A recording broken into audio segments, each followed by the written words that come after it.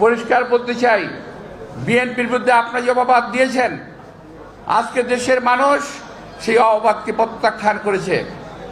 এই দেশের কোর্ট রায় দিয়েছে বিএনপি কোনো প্রতারকের দল না, বিএনপি কোনো ভণ্ডের দল না, বরং বিএনপির কাঁধে ভর করে অনেক রাজনৈতিক দলের নেতৃবৃন্দ মন্ত্রী হয়েছেন। এই কথাটা মাথায় রাখতে হবে। এদের সঙ্গে কিসের আপোষ? আওয়ামী লীগের সঙ্গে আমাদের কিসের মিল? আওয়ামী লীগকে যেখানে যে পাবেন, যেভাবে পাবেন, দয়া করে ব্যবস্থাটা নিয়ে নিন। বিএনপি সম্পর্কে বিএনপি কিছু বলে না। আমি আজকে স্পষ্ট ভাষায় বলতে চাই, আমরা আওয়ামী লীগের আওয়ামী লীগের নেতৃবৃন্দের বিচার দাবি করছি অবিলম্বে।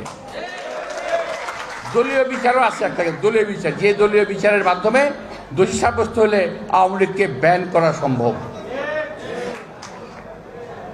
সুতরাং এমন কোনো কথা কারো ভাবা উচিত না, বলা উচিত না।